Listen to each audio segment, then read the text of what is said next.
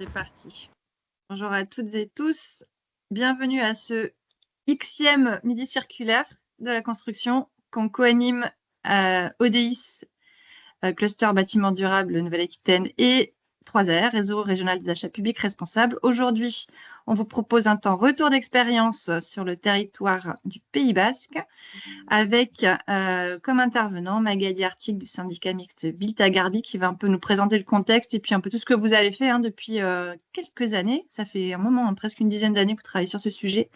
Et puis de manière très opérationnelle, comment ça se met en place au sein de la collectivité, la communauté d'agglo du Pays Basque. Donc sans attendre, Magali, je te laisse la parole et le partage d'écran, Oui. si c'est bon pour toi. Oui, ça marche. Allez, Donc, c'est bonjour parti. tout le monde.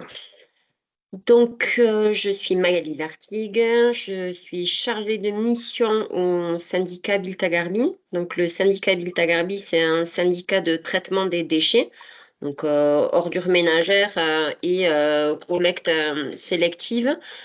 Et nous, on est arrivé de manière un peu surprenante sur la thématique des déchets inertes.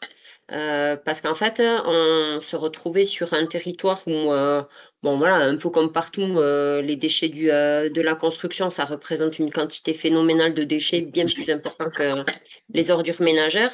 Et nous, sur notre territoire, on était sur un territoire où on manquait de sites. Clairement, donc tant pour la valorisation que pour le stockage, et on se retrouvait avec de plus en plus de décharges sauvages qui parsemaient le territoire. Donc ça fait un peu moins de 10 ans, mais c'est depuis 2018 que le syndicat a récupéré, a pris la compétence.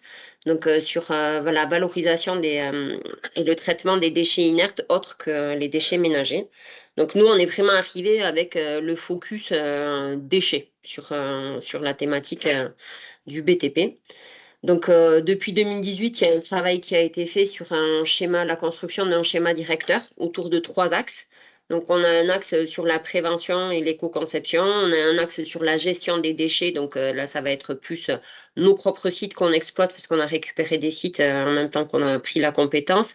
Donc, comment on gère nos sites, mais aussi comment on participe à essayer de mailler le territoire avec des nouveaux sites. Donc, du coup, on fait de la recherche de sites et un travail sur la commande publique où vraiment, là, on place la commande publique comme un levier qui permet d'entraîner cette boucle de l'économie circulaire parce que, en fait, si on veut avoir du matériau recyclé, de réemploi et avoir des filières qui se montent, il faut qu'on puisse avoir une pompe et on utilise vraiment la commande publique comme étant cette pompe pour pouvoir mettre en place tout ce fonctionnement, pardon.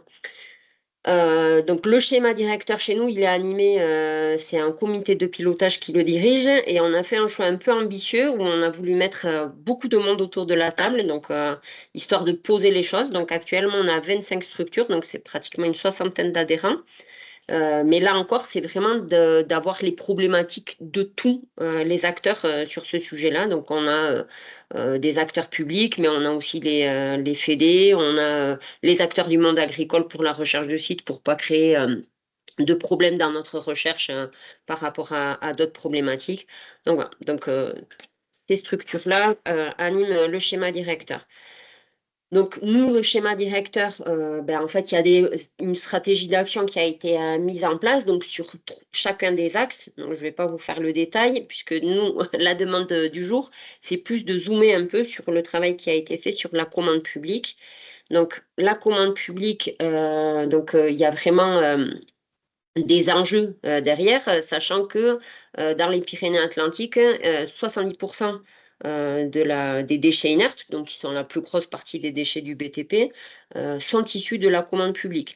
Donc là, il y a un travail qui a été mené pour vraiment essayer d'introduire des clauses et des critères sur les marchés. Donc, pour pouvoir permettre d'intégrer du matériau recyclé, du matériau de réemploi. Et ça, c'est moins notre cœur de métier, mais en tout cas, c'est pourquoi pas aussi, mais c'est intégrer du biosourcé pour être dans du matériau qui va être un peu plus vertueux. Et il y a aussi le côté gestion des déchets, où là, on rejoint un peu notre cœur de métier, où on se rend compte que sur les marchés publics et privés, hein, mais en fait, il n'y a pas forcément tout le temps de traçabilité, bien qu'elle soit obligatoire. Et donc, du coup, la commande publique, si elle introduit des clauses et des critères par rapport à la gestion des déchets, là aussi, ça permettra de passer des niveaux et de pouvoir emmener les bons déchets sur les bons sites. Donc, nous, le travail qui a été fait, donc, dans les quelques exemples, donc, c'était en tout début de prise de compétences. Donc, c'est un appel à projet de l'ADEME auquel Bilta Garbi a participé et a co-travaillé sur le sujet avec Nobatec. Donc, Nobatec qui est un spécialiste de la construction durable et 3AR, donc, qui est un spécialiste de la commande publique et de l'achat responsable. Donc, ce travail-là, c'était vraiment travailler sur l'insertion de clauses qui seront destinées au marché du BTP. Et donc, ce que je vous disais, les clauses pour la réintroduction, l'introduction du réemploi et du recyclé, mais aussi la gestion des déchets. Donc, ça aboutit à un fascicule et à un closier qui a été le premier closier national qui intégrait des clauses et des critères, donc qui a été mis en ligne. Donc, vous pourrez d'ailleurs le retrouver, hein, c'est toujours en ligne sur le site. Le lien n'est pas le bon, Magali. Je le Ah mince, renvoie ça a directement changé. dans le mail. Ouais, ouais, pas de Bon, souci. ben voilà, tu pourras modifier. C'est sur un vieux diapo que j'avais récupéré le truc. Mais en tout cas, c'est des outils qui sont mis à disposition et libres d'accès. Et dans le cadre de cet appel à projet, il y avait aussi un travail qui avait été fait pour pouvoir identifier un peu les matériaux de recycler et les filières pour voir un peu où c'est qu'il y avait des trous et potentiellement essayer de réfléchir à des montages de filières parce que des fois on a un matériau et on a un utilisateur, mais c'est pas à l'échelle industrielle entre guillemets. Donc voilà, c'était essayer de pouvoir monter des filières et pourquoi pas utiliser plus de matériaux identifiés comme des déchets actuellement. Donc ici, voilà à quoi ressemble, pardon, à quoi ressemble le fascicule. Donc c'est vraiment expliquer comment on pourra utiliser, parce que le closier, c'est un Excel. Donc un Excel avec différents types de lots qu'on peut avoir sur les marchés. Et dans les différentes lignes, ça vous propose des critères ou des clauses à intégrer sachant que pour ça, on a été accompagné, comme je vous le disais, par 3AR, puisque la commande publique doit respecter le cadre du code de la commande publique. Donc, c'est vraiment pour qu'on se retrouve avec des marchés qui puissent être proposés par la suite. Et donc là, ici, le travail qui avait été mené avec Novatec, donc sur les matériaux de construction et sur les filières. Pour pouvoir un peu accompagner tout ça, donc Bill Tagarly avait organisé des journées sur le BTP durable. Donc c'était en amont de la publication de ce fascicule et de ce closier. Donc c'était vraiment pour plébisciter le closier qui allait arriver et puis que chacun puisse l'utiliser. Donc on avait organisé une journée qui était dédiée au bâtiment et une journée qui était dédiée à la voirie. Et là, l'idée, c'était aussi de mettre en relation le commandeur, les entreprises, voir qui c'est qui faisait quoi, avoir des retours d'expérience et essayer là encore d'avancer parce qu'à l'époque, il n'y avait pas forcément beaucoup de choses qui étaient mises en place. Les lois et le contexte réglementaire permettent là d'avoir vraiment un mouvement très actif sur la commande publique, mais ce n'était pas forcément vrai quand on a récupéré la compétence. À cette même période, là aussi, en fait, c'était pour le faire arriver un peu dans les collectivités. Donc, on avait travaillé avec le CNFPT à la mise en place de formations.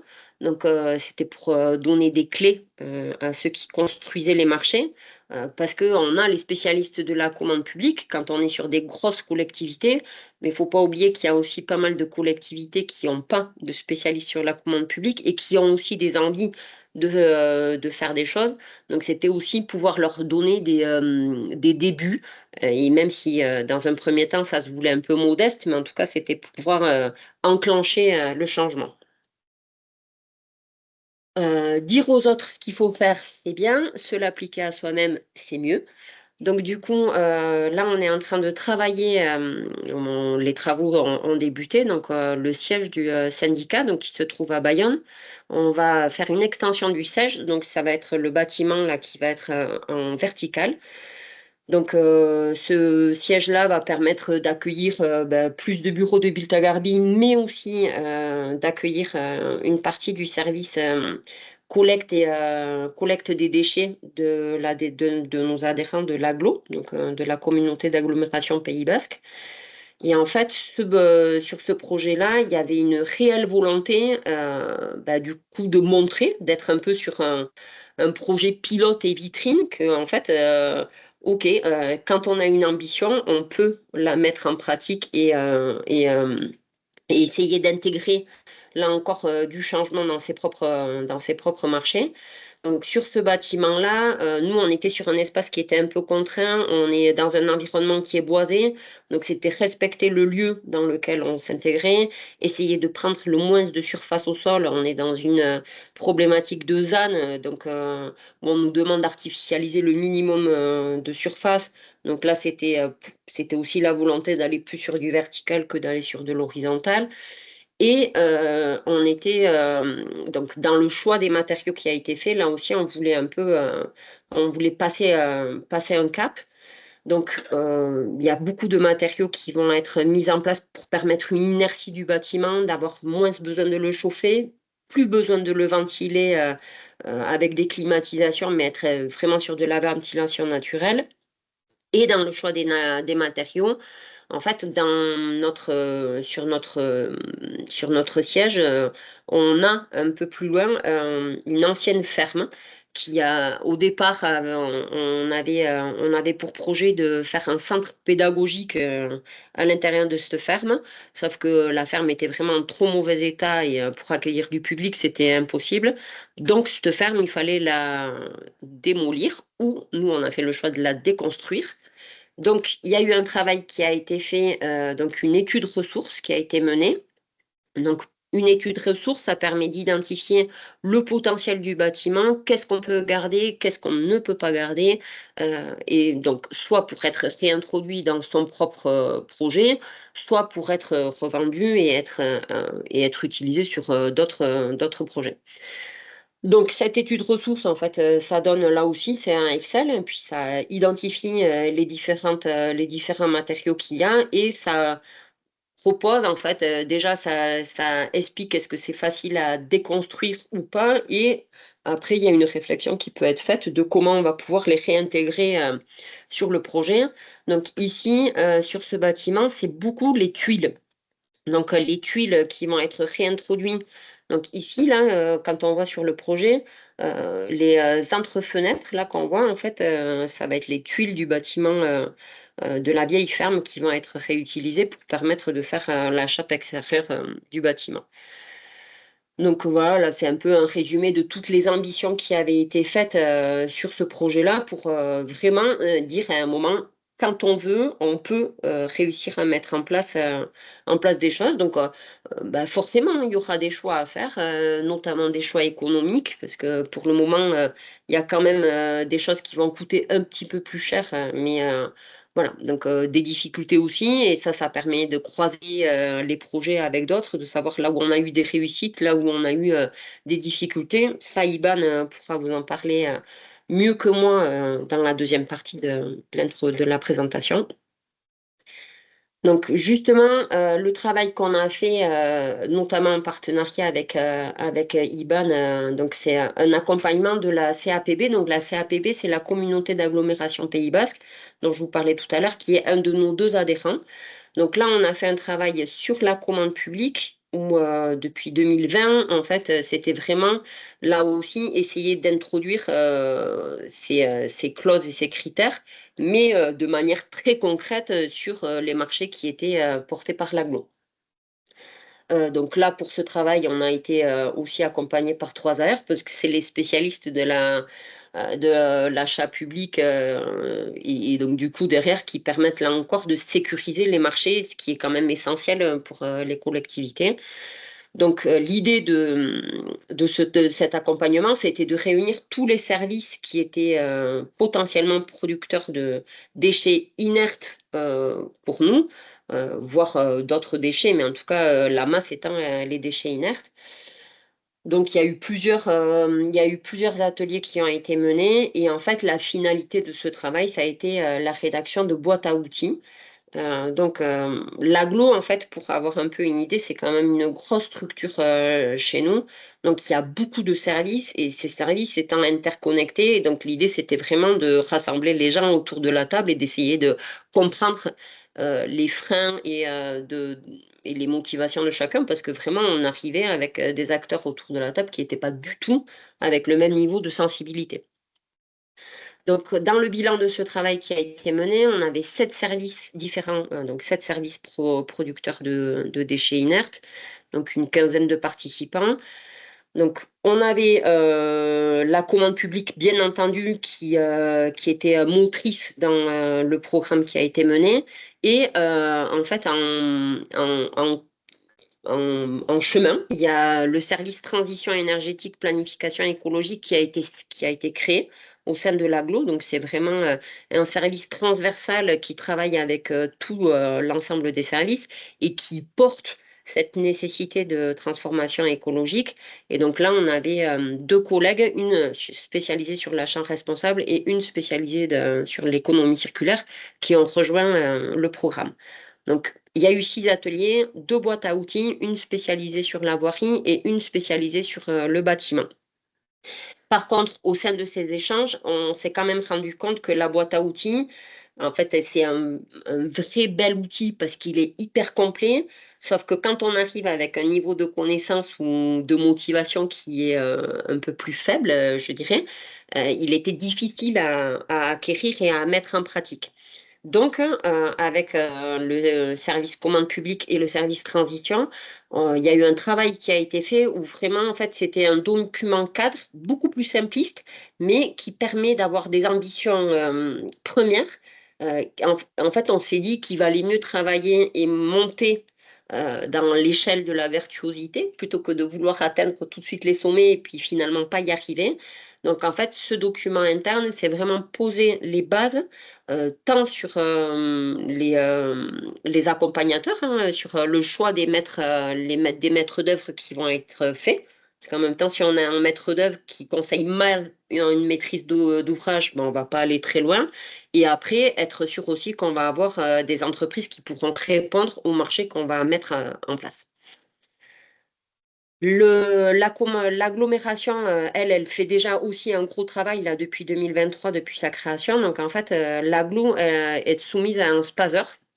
Donc, un SPASER, c'est vraiment des schémas pour l'achat responsable, mais du coup, ça concerne tout type d'achat sur la collectivité. Donc, je vous ai mis des liens pour ce que ça peut intéresser, parce qu'il y a vraiment un gros travail qui a été fait. Et du coup, tout le travail, nous, qu'on a mené sur le déchet de la construction, pour l'agglo, c'est plus de la construction, quoique pour la mobilité, il y a quand même de la voirie. Mais en fait, c'est un peu introduit là dans le spazer qui est porté, donc où le travail, il y a une stratégie qui a été pensée, mais en fait, ce qu'ils font aussi, c'est permettre d'afficher les marchés qu'ils vont avoir sur l'année en cours. Comme ça permet aussi aux entreprises de pouvoir un peu avoir une idée de ce qui va arriver et potentiellement de s'y positionner. Et là, ce qu'ils sont en train de mettre en place aussi, c'est vraiment un espace qui est dédié aux opérateurs économiques. Donc, c'est ce qui est appelé le sourcing dans la commande publique. Mais ça permet de savoir, en fait, quels sont les acteurs qui existent essentiellement sur le territoire, mais pas que, parce qu'en fait, géographiquement, vous vous positionnez. Et ça permet surtout de savoir si on propose un marché avec des clauses ou des critères qui vont être particuliers, d'être sûr d'avoir des entreprises qui vont y répondre derrière. Et donc, pour conclure tout le travail qui a été mené à l'aglo, donc en fait, il y a eu des formations en interne et notamment une formation qui a été portée par le service patrimoine bâti et moyens généraux. donc service qui est dirigé par Iban Grossier, qui va intervenir juste après moi, où en fait là c'était vraiment une rencontre en interne au sein des agents du service pour montrer un petit peu qu'est-ce qui était fait, qu'est-ce qui pouvait être fait, parce que là encore, au sein du service d'Iban, mais ça il en parlera mieux que moi, on n'a pas les mêmes niveaux d'implication ou de sensibilité des agents, et donc il y en a qui sont déjà allés plus loin, et en fait l'idée c'est d'emmener les autres à faire. Voilà, j'en ai fini et je laisse la parole à Iban. Merci Magali. On vous laisse nous réagir et poser vos questions dans le chat et on donne tout de suite la parole à Iban, qui a quelques illustrations, si tu veux partager ton écran, et on te laisse la Oui, parole. Allez. oui, j'ai quelques illustrations, mais pas tout de suite. J'ai pas de présentation point puissant. Bon, merci Magali en tout cas déjà pour avoir fait la passerelle entre Wiltagarbi et l'aglo. J'avais préparé, hein, j'ai mon document de présentation là. Mais du coup je vais faire un petit peu différemment pour rebondir sur le dernier point que tu as évoqué Magali, qui est celui de la formation, qui pour moi est primordial pour pas que ces sujets-là, du réemploi, des matériaux biosourcés, du recyclage, reste l'apanage de quelques convaincus et que finalement on finit par tourner en rond dans des cercles relativement réduits. Donc pour éviter ça, c'est indispensable que les gens qui sont un peu éloignés de ces thématiques-là soient formés. Et c'est dans cette perspective qu'on a organisé donc cet été, bon, une journée, hein, c'est pas grand-chose, mais c'était pour certains déjà beaucoup, une journée de formation au cours de laquelle on a eu à la fois des éléments théoriques apportés par Frédéric Basile du réseau 3AR, des témoignages d'entreprises et de partenaires qui œuvrent pour le réemploi, et également des témoignages internes de l'agglo pour montrer que sans attendre forcément tout le travail qui a été mené en lien avec Bill Tagarby et la commande publique, il y avait déjà des choses qui se faisaient. Et le principe du réemploi est déjà un élément qui est très ancré dans les pratiques des techniciens et des ingénieurs en bâtiment travaux publics, ne serait-ce qu'au travers de tout ce qui est de privilégier la réhabilitation de bâtiments plutôt que d'en construire des nouveaux. Et ça, on a tendance un peu à l'oublier, mais partout où on va réinvestir un bâtiment pour lui donner un autre usage que celui qu'il avait initialement, plutôt que de construire un nouveau bâtiment pour y faire un nouvel usage, on est déjà dans une forme de réemploi plus plus. Mais néanmoins, il y a pas mal de bâtiments qui n'ont plus vocation à rester. Et notamment, l'aglo achète pas mal de bâtiments de petite taille pour en faire des réserves foncières et pour y construire ensuite des bâtiments plus conséquents. Et donc, dans ces cas-là, on a substitué une logique qui prévalait il y a encore très peu de temps, hein, une logique de démolition, hein. C'est-à-dire que quand on discutait avec certains collègues ou certains élus, euh, démolir un logement de 120 mètres carrés, c'était deux coups de pelle et ça devait être vite réglé l'histoire, en faisant fi évidemment des sujets d'amiante et autres. Donc on a réussi à substituer cette approche démolitionniste par une approche que tu as évoquée Magali et qui est de déconstruire le bâtiment et d'en faire une source de ressources pour d'autres chantiers.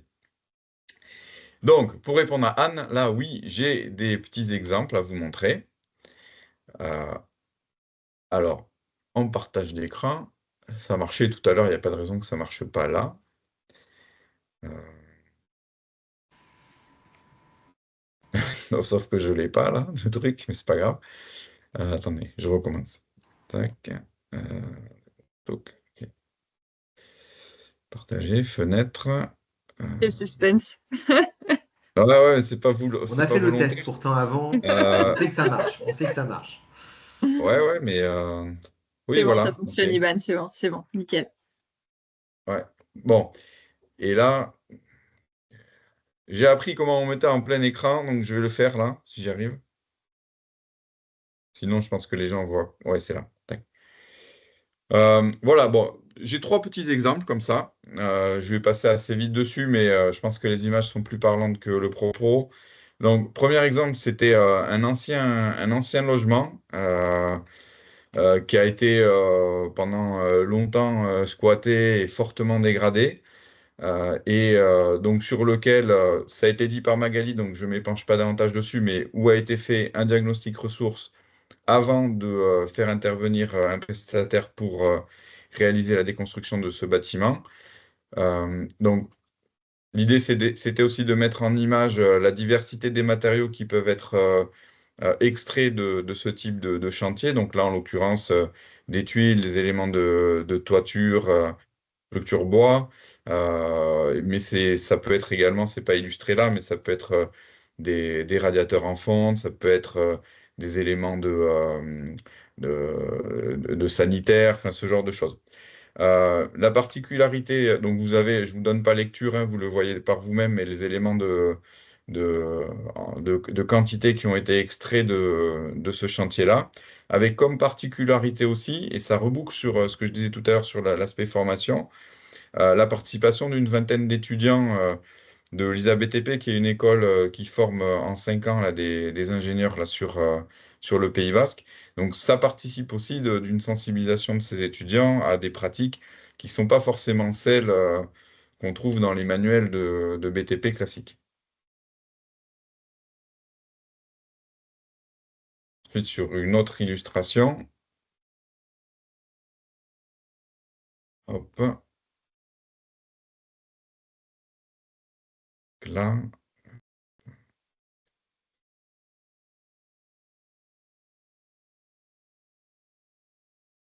Donc là, c'est un projet alors je sais pas si vous m'entendez bien parce que ouais, parce que Nickel. j'ai des signaux comme quoi j'ai Après, ça une peut être qualité personne sonore pas terrible. pour lui dire qu'il n'a pas si longtemps. On a fait des tests dans ce genre-là et que ça n'a pas bien marché, mais. Ok. Euh, donc deuxième exemple, c'est une bâtisse qui est en Pays Basque, enfin à l'intérieur du Pays Basque, sur la commune d'Aïsiritz, c'est à côté de Saint-Palais, à proximité immédiate d'un hôpital. Je dis cela parce que c'est un terrain sur lequel a été édifiée une maison de santé qui accueille à la fois des professions médecins, kinés, infirmières, mais aussi une annexe de l'hôpital voisin. Donc, c'est une bâtisse qui, pour des raisons que je ne saurais pas vous exposer là, mais n'a pas été conservée. Mais le choix a été fait de contrecarrer une volonté initiale de tout démolir à coups de bulle pour essayer d'en extraire un maximum de matériaux, y compris sur les éléments annexes. Donc là, on a pu relever quand même pas mal de matériaux assez divers, hein, comme le montre le camembert que vous avez sous les yeux.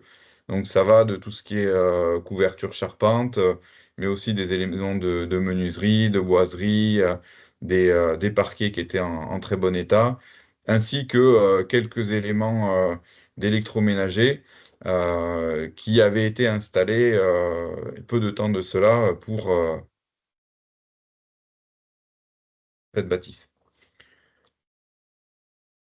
Donc voilà, bon, vous voyez, il y a aussi une manière de valoriser le temps passé en heures de travail pour montrer que le réemploi sous cet angle-là, c'est aussi un vecteur de création d'emplois. Quelques photos. Ah, c'est des belles, des beaux matériaux, hein.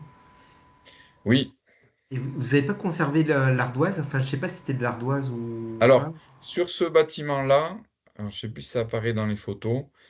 Euh, non, une particularité de ce bâtiment-là, c'est que on a extrait une partie des pierres de taille qui étaient utilisées pour le soubassement du bâtiment pour les réutiliser sur un autre projet de l'agglomération Pays Basque, enfin, à une vingtaine de kilomètres de là, qui est un centre d'évocation du paysage qui est en cours d'achèvement sur la commune d'Ostabat, qui est une commune euh, importante sur le chemin de Saint-Jacques-de-Compostelle.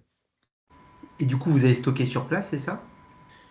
Oui, alors oui, on a stocké sur le site du nouveau chantier.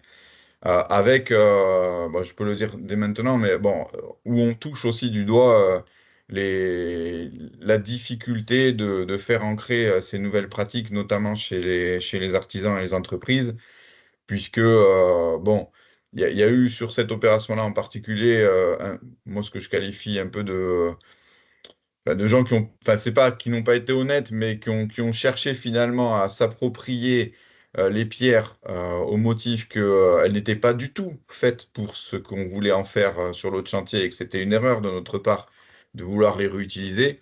Bon, au final, c'était plutôt une entreprise qui avait flairé le bon filon et qui avait vu quand même le bon gisement de matériaux que représentaient ces pierres et qu'il aurait aimé certainement les utiliser autrement que de les remettre à disposition de la CAPB. Bon, ça, c'est des choses. Alors, le réemploi sur les chantiers de déconstruction, moi, j'en fais depuis plus d'une vingtaine d'années maintenant.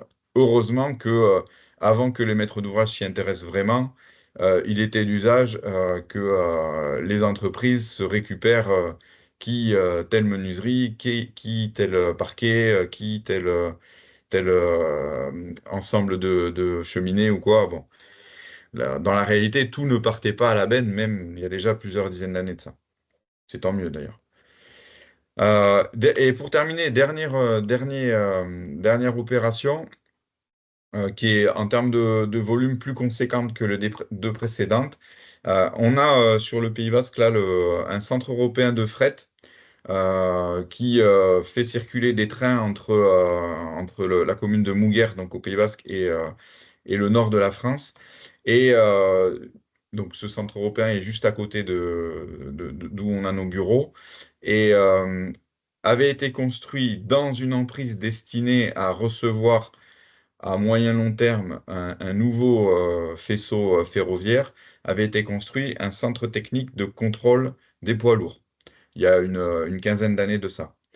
En 2023 a été rendu nécessaire le fait de libérer l'emprise. Donc là aussi, plutôt que d'y aller à gros coups de bulle et de tout démolir, le choix de la collectivité a été de déconstruire de manière minutieuse ce bâtiment pour pouvoir le réemployer en grande partie sur un autre chantier de l'agglo. Mais là, il ne s'agit pas juste de quelques mètres cubes de pierre, hein, il s'agit de reprendre l'intégralité de la structure métallique, du bardage métallique et des équipements qu'on trouve à l'intérieur. Donc pour l'instant, c'est une opération qui est en cours puisque la déconstruction a eu lieu. Les matériaux sont stockés sur deux sites distincts, dont celui destiné à recevoir le nouveau bâtiment. Mais là, on rentre en phase d'étude de maîtrise d'œuvre pour le nouveau bâtiment. Enfin, nouveau bâtiment qui sera reconstruit en grande partie à partir des matériaux extraits du centre technique des poids lourds. Et tu as dit qu'il y avait peut-être des équipements techniques qui vont être réemployés là-dedans? Alors, ce sont des portes sectionnelles, ça peut être Quand des même. radiateurs, ça peut être voilà, des équipements de traitement d'air ou ce genre de choses, Ah, quand même, ouais. Ok. quand c'est possible. Cool. J'en ai fini de mon propos. Merci Iban. Alors on n'a pas de questions, j'ai pas vu de questions sur le chat. Est-ce que vous en avez? Limite, est-ce que tu peux enlever Ouais, ta... on a une main levée, Julien. le Julien, carrément. Oui. Et Iban, ouais, Moi, peut-être tu peux. Voilà, super. Voilà, nickel. ouais, moi, ma question, c'est où vous stockez les matériaux quand vous les déconstruisez? Alors, bon, c'est une bonne question. Merci. Euh, alors, la plupart des exemples que nous, on a réalisés sous l'ère de l'agglo Pays Basque, on a réalisé une petite dizaine de chantiers similaires aux quelques-uns que j'ai présentés là. Dans leur très grande majorité, c'est le déconstructeur, en l'occurrence l'organisme Pachama, qui ensuite, c'est pas qu'ils stockent, c'est que, enfin, ils stockent, oui, mais c'est à eux qu'on confie la revalorisation de ces matériaux. Donc, on les paie pour déconstruire et ensuite, ils revendent sur leur plateforme en ligne et sur site ces matériaux, ce qui permet aussi de donner une seconde vie à ces matériaux et ça favorise à la fois, bon, évidemment, l'économie circulaire, mais aussi un aspect social qui donne accès à des matériaux de qualité à des coûts moindres par rapport à du neuf, notamment. Euh, Ce pour que le tu dis, dernier Iban, exemple, c'est que la ouais, plateforme, c'est un objet, je dirais, déterminant si on veut une oui. stratégie de long terme sur un Ah territoire. ben, nous, aujourd'hui, on peut faire ce qu'on fait parce que Pachama est là et on mesure les limites de l'exercice parce qu'on a peu d'espace où stocker. Donc, sur le dernier exemple que je montrais, là, celui du centre technique, euh, tout ce qui est structure métallique, bardage, c'est stocké sur le lieu où va être réalisé un nouveau centre technique notamment pour les agents de la direction du patrimoine bâti. Donc là, il n'y avait pas de problématique de stockage, si ce n'est quand même de veiller à ce que les conditions de stockage soient suffisamment bonnes pour ne pas venir dégrader la qualité des matériaux stockés. Et puis tout ce qui est matériaux de seconde œuvre, on a pu bénéficier d'un hangar à proximité du lieu de déconstruction, ce qui nous permet aujourd'hui de les stocker dans ce hangar. Mais c'est assez rare. Aujourd'hui, en tout cas, l'agglo ne dispose pas de surface suffisante pour pouvoir faire d'un côté de la déconstruction, de l'autre du réemploi, et entre les deux, d'avoir un espace tampon pour stocker.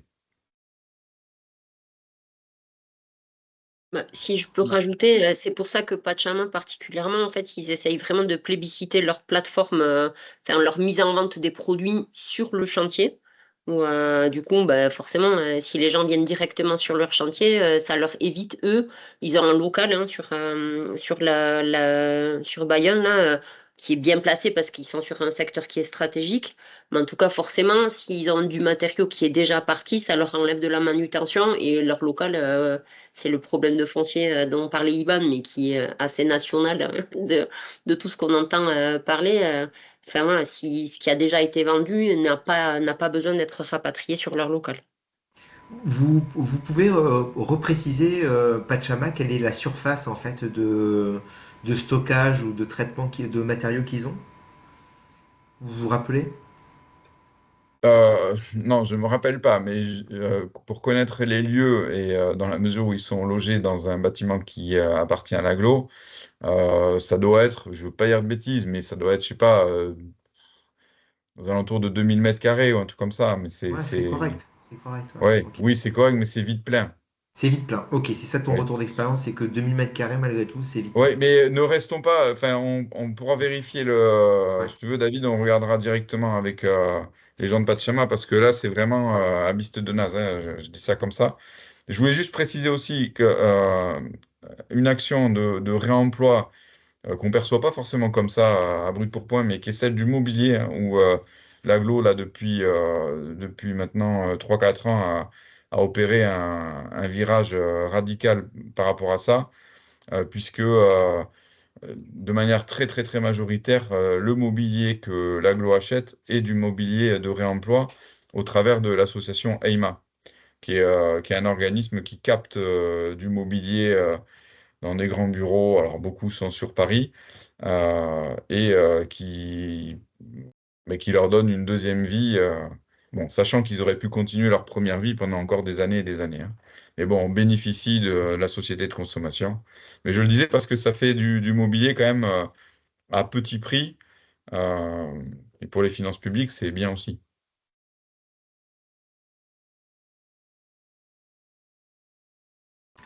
D'autres Merci, questions? Iban. Il est presque moi le quart, donc on va se dire bon appétit, je pense, et vous remercier vraiment pour vos témoignages. Donc, David va compiler tous les supports et vous les faire parvenir, puisque on a les fichiers qui sont partagés des participants. Et donc, prochain rendez-vous, premier lundi de décembre, ce sera le Ouais, 2 décembre. 2 décembre, tout à fait.